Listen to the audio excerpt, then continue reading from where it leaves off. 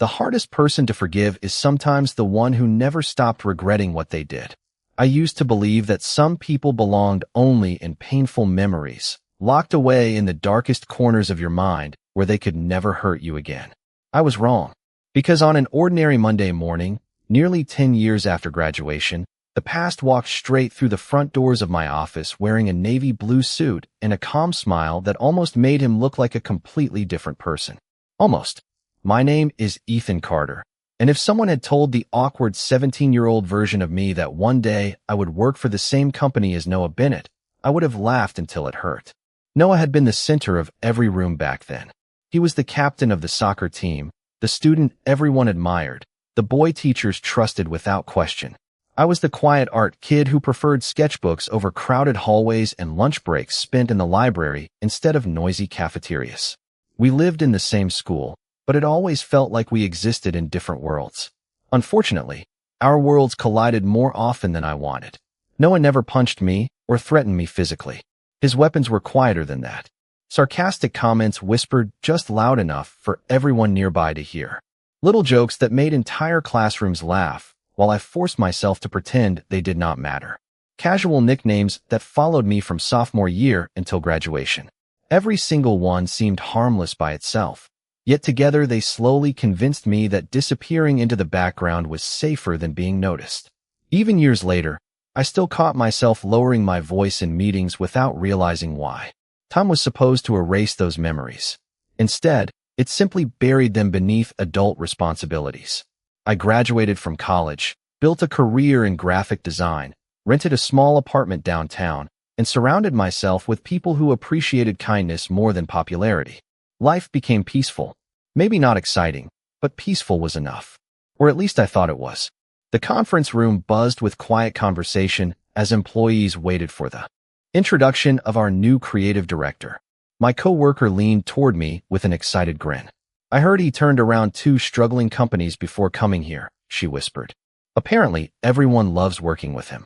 I smiled politely while opening my notebook, expecting another polished executive with an impressive resume and a forgettable face. The door opened. My pen slipped from my fingers and rolled across the polished table. Noah Bennett walked inside. He looked older, of course, more mature. His dark hair was shorter than I remembered, and the confidence in his posture no longer felt arrogant. It felt steady, controlled. His gray eyes slowly scanned the room before stopping on mine. For one impossible second, neither of us moved. The voices around us faded into meaningless background noise. My heartbeat grew so loud I could barely hear the introductions. Recognition flashed across his face first. Then something else. Surprise. Regret. Maybe even guilt. I could not be certain because I had already looked away. Every memory I thought had faded rushed back with startling clarity. The laughter, the embarrassment, the endless feeling that no matter how hard I tried, I would never be enough. "Good morning, everyone," Noah finally said, his voice calm and professional. "I am looking forward to working with all of you." The rest of the meeting passed in a blur. I filled pages with meaningless lines instead of notes, counting the minutes until I could escape. When everyone stood to leave, I reached the hallway before hearing footsteps behind me. "Ethan," he called quietly. I stopped but did not turn around.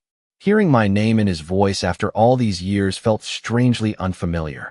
There was a long silence before he spoke again. I never thought I would get the chance to say this. I closed my eyes for a brief moment, wondering whether some doors were meant to stay closed forever. The rest of that afternoon disappeared beneath an uncomfortable silence that settled over every hallway I walked through. I buried myself in unfinished design layouts, answered emails I had already answered once, and stared at the same color palette for nearly 20 minutes without changing a single thing. My coworkers probably assumed I was simply overwhelmed by the arrival of a new creative director. They had no idea I was trying to convince myself that the man sitting 2 floors above my desk was not the same person who had quietly shaped some of my deepest insecurities years ago. When the clock finally reached 5:30, I packed my laptop faster than usual, hoping to leave before running into him again. The elevator doors opened with a familiar chime, and just as I stepped inside, another hand stopped the doors from closing. Noah walked in beside me. My entire body tensed before I could stop myself. He noticed. I could see it in the way his expression immediately softened. Neither of us spoke while the elevator slowly descended through each floor. The silence was almost unbearable. When the doors finally opened into the lobby, I stepped out quickly, but his voice followed me once again. "Ethan, please. Just 1 minute." I hesitated before turning around. His posture remained careful, almost cautious, as though he understood that one wrong word would end the conversation before it truly began. "I know you probably do not want to hear anything I have to say," he admitted quietly, "but I have wanted to apologize for a very long time." I looked at him for several seconds before answering. "You are about 10 years too late." The words came out calmer than I expected, but they still carried every ounce of disappointment I had buried for nearly a decade. Noah lowered his eyes for a brief moment before nodding. "I know." There was no excuse, no attempt to argue, no smile pretending everything had been harmless. Somehow that only made the situation more confusing. I left without saying another word and walked several blocks before realizing I had completely missed the subway entrance I normally used. That night, I barely slept. Every memory I thought adulthood had neatly packed away returned with remarkable clarity. The crowded classroom where laughter always seemed louder whenever I entered. The cafeteria where I learned to eat quickly so I could leave before becoming another joke. The art competition where I almost withdrew because someone had pinned a sarcastic note beside my drawing. I had never actually seen Noah write those words, yet everyone knew where they came from. By morning, I convinced myself the awkward reunion would settle into professional distance. We would work together politely, avoid unnecessary conversations, and eventually become strangers again. That illusion disappeared before lunch. My manager stopped by my desk carrying a printed folder. "Good news," she said with a bright smile. "The creative director personally reviewed everyone's portfolios this morning. He wants you to lead the visual identity project for the Henderson campaign." I blinked in disbelief. "Me? He specifically asked for you." My stomach tightened. Of every designer in the department, why would he choose me? I carried the folder upstairs, feeling more suspicious than honored. Noah's office door stood open. He looked up from his computer as I knocked lightly against the frame. "Come in," he said. His voice remained professional, but there was unmistakable nervousness beneath it. I stayed near the doorway instead of sitting down. "Why did you request me?" He folded his hands together before answering. "Because your portfolio was the strongest." I almost laughed. That answer might work on everyone else. His shoulders fell slightly. "It is still the truth." I searched his face for any sign of mockery, any familiar smirk from years ago, but it never appeared. Instead, I found something I had never expected to see when looking at Noah Bennett. Regret sat quietly behind his eyes, heavy enough that it looked as though he had been carrying it far longer than I had carried my anger. For the first time since our reunion, I walked away not with answers, but with a question I never thought I would ask myself. What if the person standing in front of me was no longer the same boy I had spent so many years trying to forget? The Henderson campaign quickly became the center of my work week, leaving me with very little opportunity to avoid Noah. Every morning began with project meetings, design reviews, and conversations that should have felt ordinary. Instead, every time he addressed me by name, I found myself remembering another classroom, another hallway, another version of him who had spoken my name very differently. The strange part was that nothing about the man sitting across the conference table matched the memories I carried. He listened more than he spoke. He thanked people for their ideas. He never interrupted anyone, no matter how junior they were. More than once I caught my coworkers smiling after leaving his office because he had taken the time to encourage their work instead of criticizing it. It was difficult to connect this patient leader with the teenager who had once made me dread walking into school every morning. That contradiction followed me home every night until I finally stopped pretending I was not thinking about the past. One rainy evening, I pulled an old storage box from the back of my closet. Inside were faded yearbooks, forgotten sketches, and a handful of photographs from high school. My fingers paused over one picture taken during sophomore year. Students filled the football field during homecoming week, laughing beneath bright autumn decorations. Noah stood at the center of the crowd, smiling confidently while surrounded by teammates. I stood several feet away near the art club display, almost hidden behind an easel. Looking at that picture now, I realized something I had never noticed back then. Noah was smiling at everyone else, but his eyes looked strangely distant, almost exhausted. Memory has a curious way of changing as we grow older. Scenes that once seemed simple begin revealing details we were too young to understand. I remembered hearing whispers that Noah's father expected perfection in everything. Straight A grades, athletic championships, leadership awards. Failure was never discussed because it was never considered acceptable. At the time, I had dismissed those rumors as excuses people invented for popular students. None of that changed what happened to me, but for the first time, I wondered whether Noah had been carrying burdens I never saw. The next morning, I arrived early to finish several illustrations before the office became busy. As I entered the design studio, I noticed someone already standing near the inspiration wall studying a series of concept sketches. Noah turned when he heard my footsteps. "These are yours, right?" he asked gently. I nodded without saying much. He looked back at the artwork before speaking again. "You always had an incredible eye for color." The unexpected compliment caught me completely off guard. Years ago, I would have assumed he was setting up another joke. Now there was no audience, no laughter waiting behind him, no hidden smile, just quiet honesty. Before I could respond, he took a slow breath as though gathering the courage to continue. "There is something I should have told you a long time ago," he said. "Back then I cared far too much about what everyone expected me to be. I thought acting like everyone else would keep people from asking questions about me." He stopped speaking, searching for words that refused to come easily. "That does not excuse anything I did. I made choices that hurt you, and I have regretted them ever since." His voice remained steady, but I could hear the weight behind every sentence. I looked at him for several long moments, unsure what I was supposed to feel. Anger had protected me for years because it made everything simple. Either someone hurt you or they did not. But standing there, listening to someone accept responsibility without asking for forgiveness, nothing felt simple anymore. As I returned to my desk, I realized the story I had been telling myself for almost 10 years might not be complete.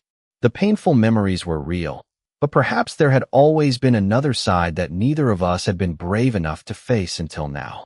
The following week passed faster than I expected, mostly because the Henderson campaign demanded nearly every hour of our attention. Client presentations, branding revisions, marketing meetings, and endless design adjustments kept the entire department busy from morning until evening. Whether I liked it or not, Noah and I were spending more time together than either of us had anticipated. At first, I spoke only when absolutely necessary. Every conversation stayed focused on deadlines, color palettes, typography, or presentation schedules. Noah never pushed for anything beyond work. He accepted every short answer without complaint, almost as though he understood that trust could not be requested. It had to be earned. One Thursday afternoon, our largest client unexpectedly requested a complete redesign only 48 hours before the final presentation. Frustration spread across the office. Designers hurried between desks while project managers revised schedules for what felt like the 10th time that day. I expected Noah to react with the same cold pressure I had seen from other executives throughout my career. Instead, he calmly divided the workload, encouraged everyone to leave for dinner before returning later if necessary, and personally stayed behind to help every team finish their assignments. Around 8 that evening, only a handful of lights remained on inside the office. I rubbed my tired eyes while adjusting the final illustrations when a paper cup quietly appeared beside my keyboard. "You forgot to eat dinner," Noah said. The cafe downstairs was still open. I looked at the sandwich and coffee before looking back at him. "You remembered what I usually order?" He gave a small smile that carried more embarrassment than confidence. "You have ordered the same thing every Tuesday and Thursday since my first week here." I did not know how to respond. Years ago, I believed Noah barely noticed people unless they were useful to his reputation. Yet somehow he had quietly noticed details about me that even some of my closest coworkers overlooked. Later that night, as we reviewed the final presentation together, one of the projection screens suddenly stopped working. Without thinking, I climbed onto a small step stool to reconnect a loose cable. The stool shifted unexpectedly beneath my feet. Before I could lose my balance completely, Noah instinctively steadied the ladder with both hands. "Take your time," he said calmly. "I have it." His voice carried no panic, no teasing, no audience waiting to laugh if I made a mistake. Just quiet reassurance. When I climbed back down, we stood facing each other for a brief moment that felt strangely unfamiliar. I realized I no longer expected him to embarrass me. That realization unsettled me more than I wanted to admit. The presentation the following afternoon exceeded every expectation. The client praised our concept, approved the campaign without major revisions, and congratulated the entire creative team. As everyone celebrated with coffee and pastries in the conference room, Noah quietly slipped away before anyone noticed. Curious despite myself, I later found him alone on the rooftop terrace overlooking the city skyline. The autumn wind carried fallen leaves across the concrete, while the setting sun painted the buildings in shades of orange and gold. He smiled faintly when he saw me approach, but did not seem surprised. "You should be downstairs celebrating," I said. He rested his hands against the railing and looked toward the horizon. "I spent too many years chasing approval," he answered softly. "These days I would rather make sure the people around me succeed than hear my own name mentioned." His words lingered in the silence between us. I searched his expression for the confident teenager I remembered from high school, but that version of Noah seemed impossibly distant. Standing beside me was someone quieter, humbler, and far more comfortable admitting his imperfections than celebrating his accomplishments. As we watched the sun slowly disappear behind the skyline, I found myself asking a question I never imagined would cross my mind. If people truly could change this much, then perhaps forgiveness was not about forgetting the past. Perhaps it was about deciding whether someone deserved the chance to become more than the worst version of themselves. The conversation on the rooftop stayed with me long after the Henderson campaign ended. I kept replaying Noah's words in my mind, wondering how someone who had once seemed so certain of himself could now speak with such quiet humility. Life at the office gradually returned to its normal rhythm, but something between us had changed. We still worked together every day, yet the uncomfortable silence that once filled every interaction slowly gave way to cautious conversations. They began with work, then drifted toward ordinary subjects like favorite coffee shops, weekend plans, and the small frustrations of city life. Neither of us mentioned high school again. It was almost as though we both understood that the past was waiting patiently until we were ready to face it completely. One Friday afternoon, our department finished early after successfully completing another client presentation. Several coworkers suggested celebrating at a neighborhood cafe a few blocks from the office. Normally, I would have declined and gone straight home, but after a week of long hours, I agreed. The cafe was warm and welcoming, filled with the comforting aroma of fresh bread and roasted coffee beans. Laughter echoed from nearby tables, while soft music played quietly in the background. Everyone relaxed quickly, sharing stories that had nothing to do with deadlines or meetings. I noticed Noah sitting near the end of the table, listening more than speaking. At one point, our coworkers began discussing embarrassing high school memories. The conversation moved from funny yearbook photos to awkward school dances until someone laughed and asked Noah whether he had been one of the popular athletes everyone admired. A faint smile crossed his face before disappearing almost immediately. "People usually only saw one version of me," he answered. "It was not the version I was proud of." The table became noticeably quieter. No one asked another question. Later that evening, after everyone else had left, Noah and I happened to walk toward the same subway station. The sidewalks were nearly empty, illuminated by rows of streetlights reflecting softly against the pavement after a brief afternoon rain. We walked in silence until Noah finally spoke. "I have carried something with me for years," he said quietly. "I think you deserve to know the truth." I looked at him, but said nothing. He took a slow breath before continuing. "When we were in high school, I spent every day pretending to be someone I thought everyone expected. My father believed showing emotion meant weakness. My friends laughed at anyone who was different. I was terrified that if anyone looked too closely at me, they would see questions I was not ready to answer about myself." He stopped walking for a moment, staring toward the street instead of at me. "Every time I joined those jokes about you, I knew I was making the wrong choice. I told myself it was easier than becoming the next target. That excuse haunted me the day after graduation, and it has haunted me ever since." There was no attempt to defend himself, no request for sympathy, only painful honesty. "I tried finding you after college," he admitted. "I wanted to apologize, but you had already moved away. I convinced myself that maybe staying out of your life was the least harmful thing I could do." I stood there quietly, absorbing every word. For years I had imagined this conversation ending with anger or satisfaction. Instead, I felt something far more complicated. I could see genuine regret in the man standing beside me, But regret alone could not erase old memories. Even so, I also realized that the boy who had hurt me no longer existed in front of me. The person beside me had spent years becoming someone entirely different. As the train finally arrived, we stepped aboard without another word. Sitting across from Noah beneath the quiet hum of the subway lights, I realized forgiveness was no longer a distant possibility. It had quietly become a choice waiting for me to make when my heart was finally ready. The days after our conversation on the subway felt different in ways I could not easily explain. Nothing dramatic happened. Noah did not suddenly become my closest friend, and I did not wake up free from every painful memory. Instead, life moved forward one ordinary day at a time. Strangely, those ordinary days began changing something inside me. Every morning, he greeted everyone in the office with the same quiet kindness. Every meeting ended with him thanking the team before taking responsibility for any unfinished work himself. More importantly, he never treated me differently because of our history.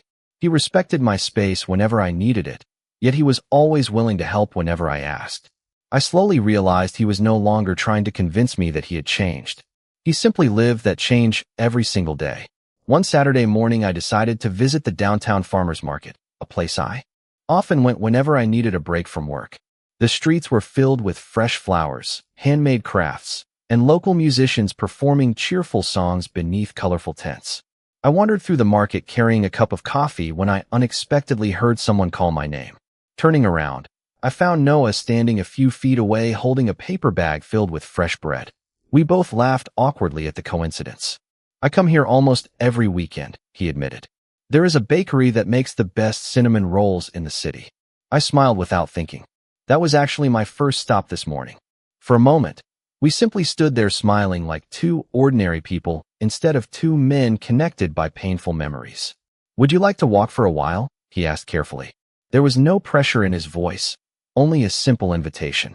After a brief hesitation, I nodded. We spent the next hour wandering through the market, talking about everything except high school. We debated which food trucks served the best tacos, admired paintings displayed by local artists, and laughed when a friendly golden retriever insisted on following us through several rows of vendors. It surprised me how natural the conversation felt. Noah listened whenever I spoke, asking thoughtful questions about my artwork and genuinely encouraging my dream of illustrating children's books someday. He never interrupted or tried to impress me. He simply paid attention. As we reached a quiet park beside the river, we sat on a wooden bench overlooking the water. Families strolled along the walking path, while children chased ducks near the shoreline. The peaceful afternoon made the city feel smaller somehow. Noah broke the silence first. "Do you know what I regret the most?" he asked softly. I looked toward the river before answering. "What?" He rested his hands together and sighed. "Not that people remember me as the popular athlete. Not even that I embarrassed myself by pretending to be someone I was not. What I regret most is that I made someone kind believe they were not enough." His words settled quietly between us. For years I had measured my worth through memories created by someone else's mistakes. Hearing him acknowledge that truth without expecting forgiveness loosened something I had carried far too long. I turned toward him and noticed genuine sadness in his expression, not because he wanted sympathy, but because he fully understood the consequences of his choices. For the first time since we met again, I answered with complete honesty. "I cannot promise everything is forgiven yet," I said. "Some memories still hurt." Noah nodded immediately. "They should," he replied. "I am not asking you to erase them." A small smile appeared on my face before I realized it. "But maybe," I continued, "we could start making better memories instead." His eyes widened slightly before a quiet smile finally appeared. Neither of us rushed to define what that meant. We simply stood from the bench and continued walking along the river beneath the warm afternoon sun, leaving the past behind one careful step at a time while allowing the future to unfold at its own patient pace. The promise we made beside the river quietly changed the rhythm of our lives. We did not suddenly become inseparable, nor did either of us pretend the past had disappeared. Instead, we discovered something far more meaningful. Trust grew in ordinary moments that no one else would ever notice. A few weeks later, it became normal for us to share coffee before work whenever we happened to arrive early. Sometimes we discussed upcoming projects. Other mornings, we simply watched the city wake up through the cafe window while comfortable silence replaced the awkwardness that had once stood between us. My coworkers gradually noticed the change before I did. One afternoon, after another successful client presentation, my friend Olivia smiled as she gathered her notebook.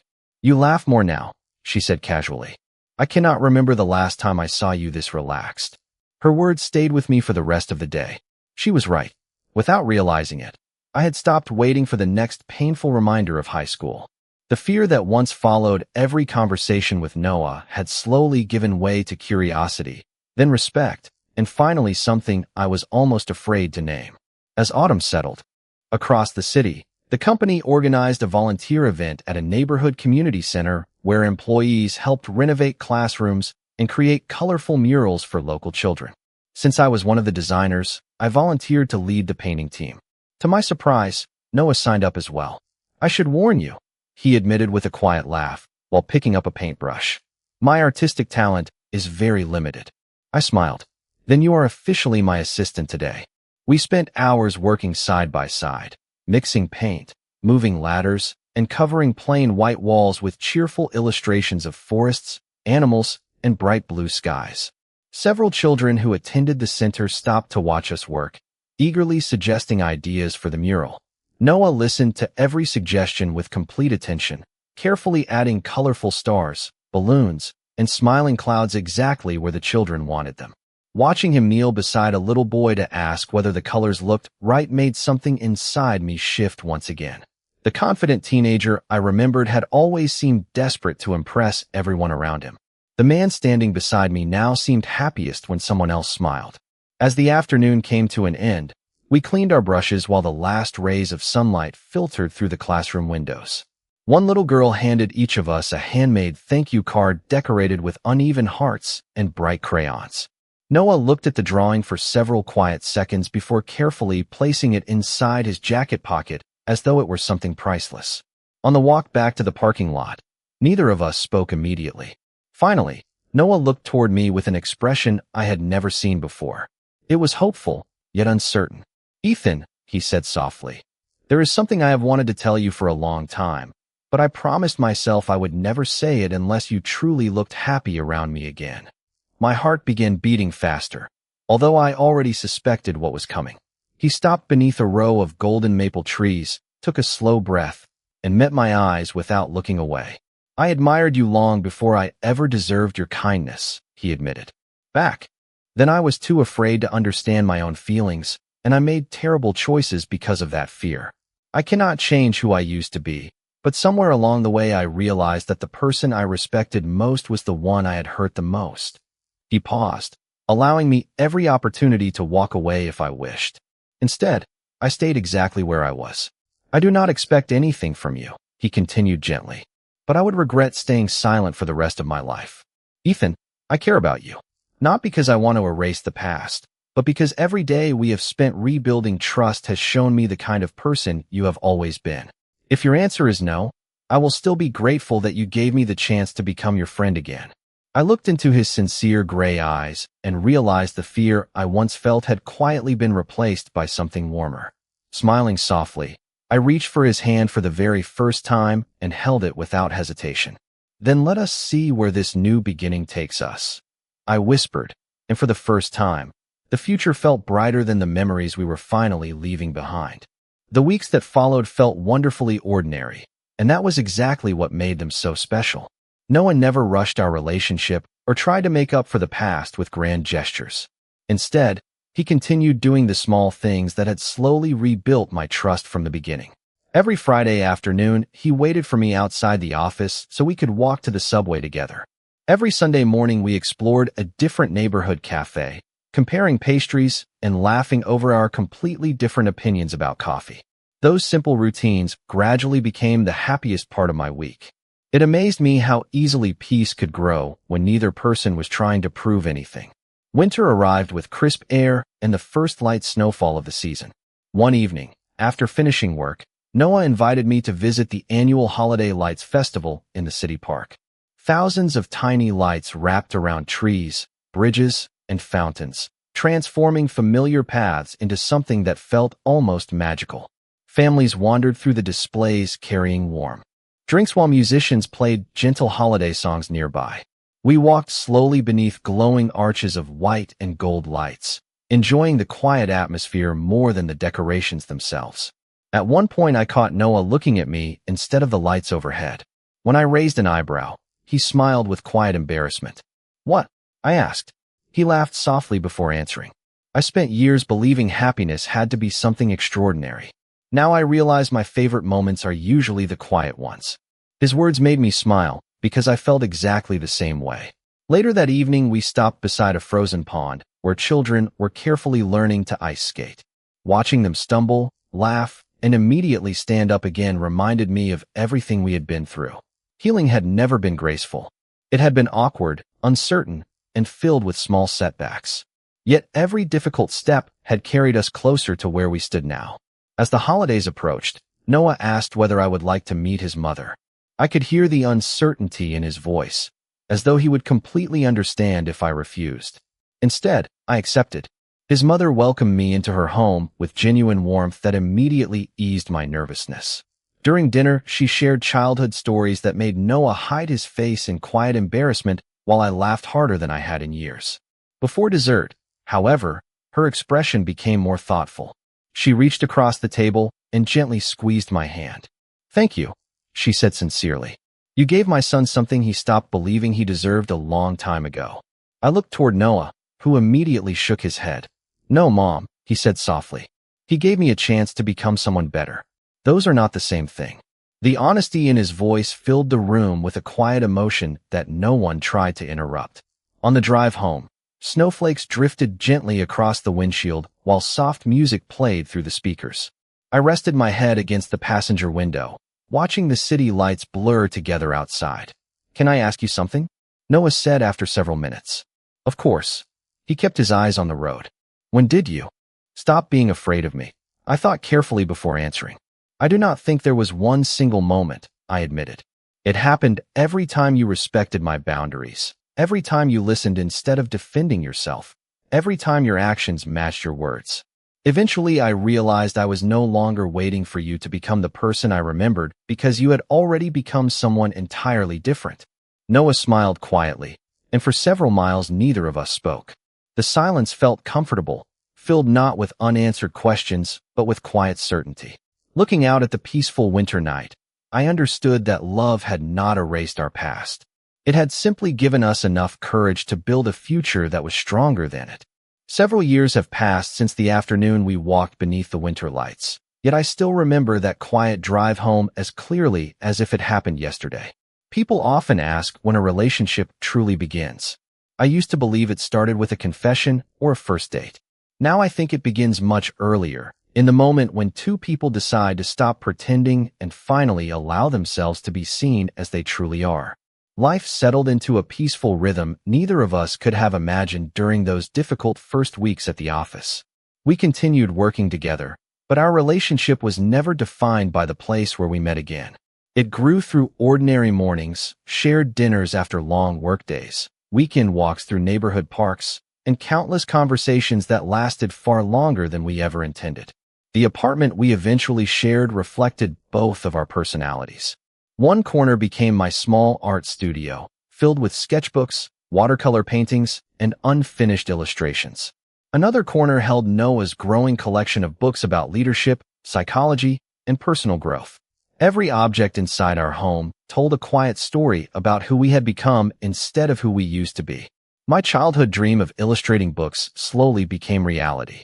A local publisher offered me the opportunity to create artwork for a series of children's stories, and seeing my drawings printed for the first time felt like a dream I had almost forgotten was possible. Noah celebrated every milestone more enthusiastically than I did. He attended every small exhibition, proudly introducing me as the artist while quietly standing in the background whenever people congratulated my work. He never tried to stand in my light. Instead, he became the steady encouragement that helped me believe I belonged there.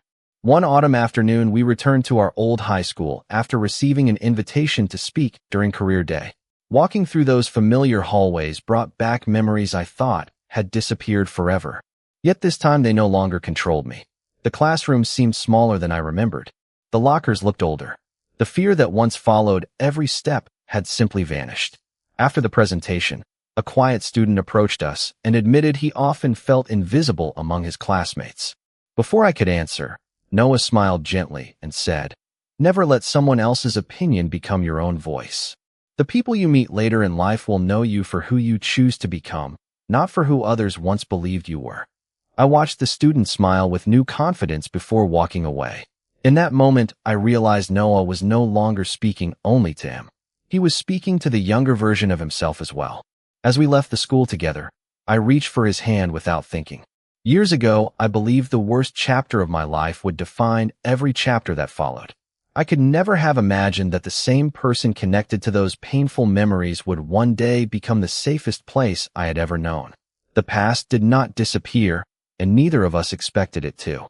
Instead, it became a reminder of how much people can grow when they choose honesty over fear, kindness over pride, and patience over regret.